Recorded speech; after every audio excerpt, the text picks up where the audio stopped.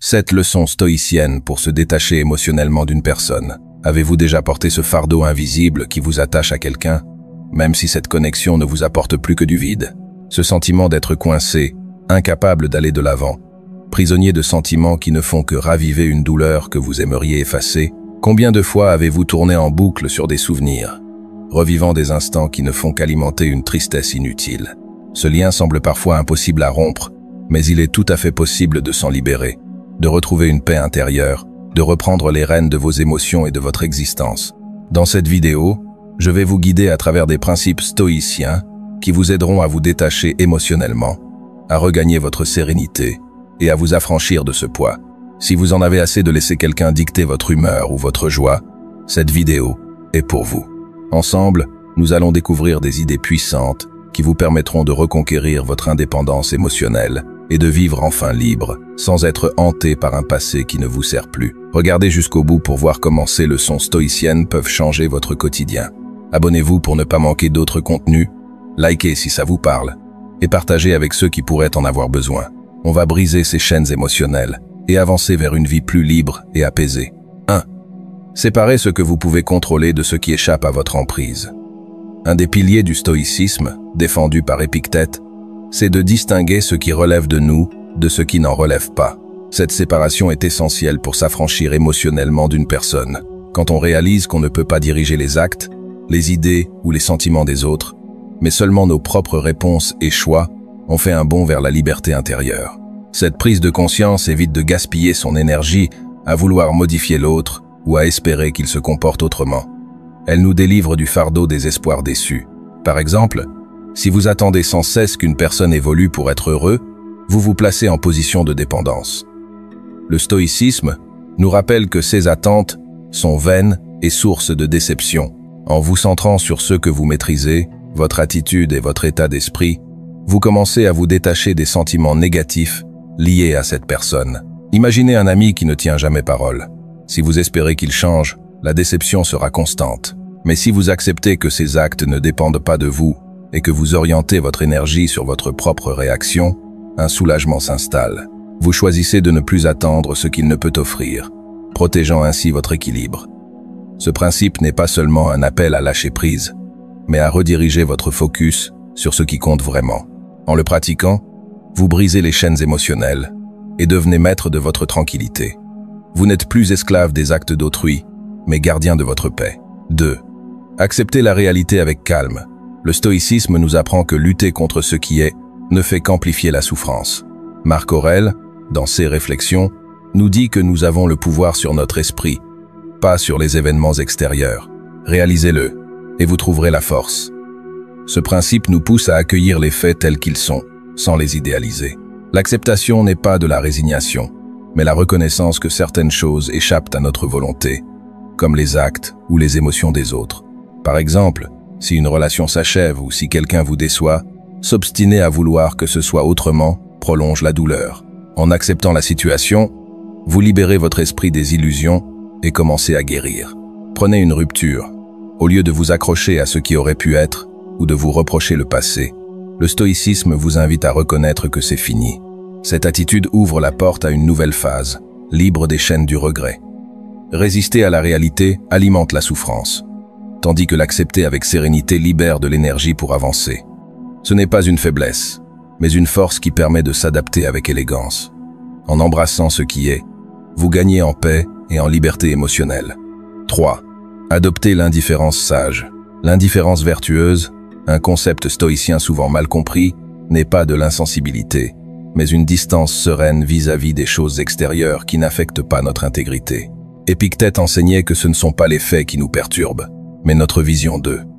En d'autres termes, ce qui nous touche le plus, ce n'est pas ce qui arrive, mais comment nous l'interprétons. Quand vous pratiquez cette indifférence, vous donnez moins de poids aux éléments hors de votre contrôle, comme les actes ou les jugements des autres. Cela réduit les attachements excessifs et la dépendance émotionnelle. Par exemple, si quelqu'un vous critique ou vous rejette, au lieu de vous laisser blesser, choisissez de ne pas vous en soucier. Vous réalisez que ce jugement ne définit pas qui vous êtes. Dans le travail, si vous n'obtenez pas la reconnaissance espérée pour un effort, au lieu de vous sentir démoli, adoptez cette indifférence. L'opinion des autres n'entame pas la qualité de votre travail, ni votre satisfaction personnelle. Ce principe libère l'esprit des influences extérieures. En cultivant cette distance sage, vous vous recentrez sur l'essentiel, votre caractère et votre paix. Vous arrêtez de vous inquiéter de ce qui ne vous appartient pas et vous focalisez sur ce que vous maîtrisez. C'est ainsi que vous renforcez votre indépendance émotionnelle et vous vous affranchissez des liens qui pourraient vous freiner. Loin d'être du mépris, cette indifférence est une marque de sagesse et de force intérieure. 4. Utilisez la raison pour dominer vos émotions. Le stoïcisme place la raison au centre de la maîtrise de soi. Sénèque disait que la raison gouverne le monde et doit diriger nos vies. Pour les stoïciens, la raison est l'outil suprême pour comprendre et gérer nos sentiments. Face à des situations chargées d'émotions, notre première réaction est souvent impulsive. Ces réponses instinctives peuvent nous plonger dans un chaos de sentiments négatifs qui nuisent à notre équilibre. Cultiver la raison, c'est prendre une pause avant de réagir, analyser ce qu'on ressent et comprendre pourquoi. Souvent, on découvre que nos émotions sont gonflées par des idées fausses ou des attentes irréalistes. Par exemple, si vous vous sentez blessé par le comportement de quelqu'un, réfléchir calmement peut révéler que cette blessure vient d'une attente non dite ou d'une interprétation personnelle, pas d'une intention malveillante. Imaginez que vous vous sentiez trahi par un proche. La colère ou la tristesse surgit d'abord, mais en réfléchissant logiquement, vous pourriez voir que ces actes étaient dus à des circonstances que vous ignorez. En adoptant cette vue équilibrée, vous contrôlez mieux vos réactions et évitez les excès. Ce principe est vital pour garder le cap émotionnel. La raison transforme les sentiments destructeurs en occasion d'apprendre. Il ne s'agit pas d'étouffer les émotions, mais de les comprendre et de les guider pour qu'elles ne vous dominent pas. En utilisant la raison, vous surmontez les impulsions et réagissez avec sagesse. Cela développe une force intérieure qui vous aide à traverser les tempêtes avec calme et clarté. 5.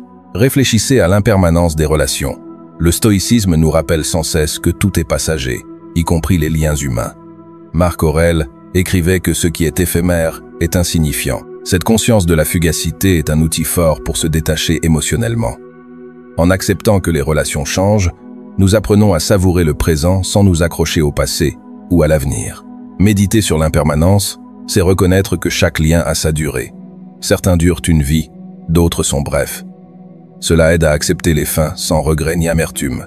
Par exemple, quand une amitié ou un amour s'achève, au lieu de s'obstiner sur ce qui n'est plus, on peut célébrer ce qui a été tout en embrassant la suite. Dans une famille, un parent peut lutter contre le fait que ses enfants grandissent et s'éloignent. En réfléchissant à l'impermanence, il apprend à chérir les moments sans vouloir les figer. Ce principe est clé pour la paix relationnelle. En acceptant que les liens évoluent, on se libère du besoin de tout contrôler. On vit pleinement chaque relation, sans peur excessive. L'impermanence n'est pas une menace, mais une réalité qui enrichit notre chemin et nous fait grandir. Méditer là-dessus permet de se détacher sainement, sans perte d'affection, mais en reconnaissant que tout a un début et une fin. 6. Renforcez votre indépendance intérieure.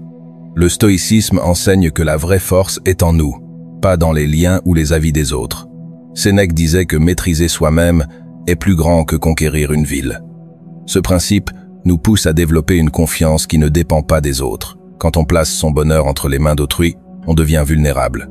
Le stoïcisme nous invite à trouver notre source de joie à l'intérieur, à apprécier notre propre compagnie, sans chercher constamment l'approbation. Cette indépendance ne coupe pas des autres, mais crée une résilience qui nous garde stables, même si les relations changent. Par exemple, au lieu de quémander l'attention d'une personne qui ne vous la donne pas, concentrez-vous sur vos objectifs, vos joies personnelles. Dans une relation où vous vous sentez ignoré, développer cette indépendance vous aide à ne pas laisser ça définir votre valeur. Vous réalisez que vous êtes entier seul et que votre bien-être ne dépend pas des actes d'autrui. Vous êtes responsable de votre joie.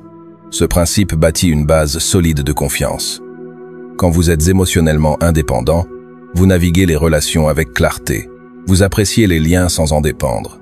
Vous devenez plus équilibré, capable de vivre pleinement sans être freiné par les jugements des autres. 7. Atteignez la liberté émotionnelle totale.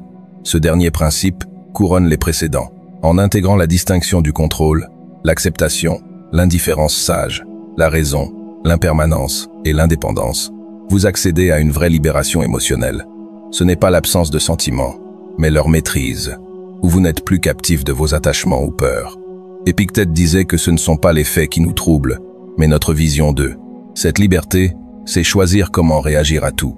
Elle signifie vivre le présent sans être alourdi par le passé ou l'avenir. Vous êtes en paix, car rien ne vous touche sans votre permission. Par exemple, face à une rupture, au lieu de sombrer, utilisez ces principes pour voir ça comme une croissance. Acceptez la fin, reconnaissez l'impermanence et focalisez sur votre bien-être. Vous ne vous accrochez plus, mais accueillez la suite avec sérénité. Cette liberté est le but du stoïcisme, une transformation qui vous rend imperturbable face aux aléas. Vous devenez maître de votre monde intérieur, naviguant la vie avec paix. C'est le fruit d'une pratique régulière. En l'atteignant, vous gagnez une sérénité durable, libre des dépendances, peurs et attachements toxiques.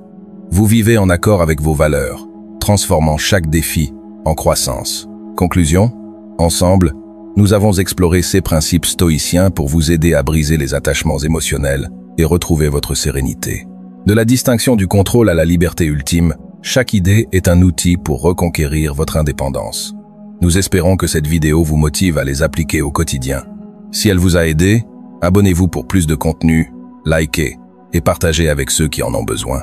Merci d'avoir regardé. Pour aller plus loin, demandez-vous comment utiliser ces idées pour vous détacher des liens qui ne vous servent plus. Cette réflexion pourrait être le début d'un grand changement. À bientôt pour plus de sérénité et d'autonomie émotionnelle.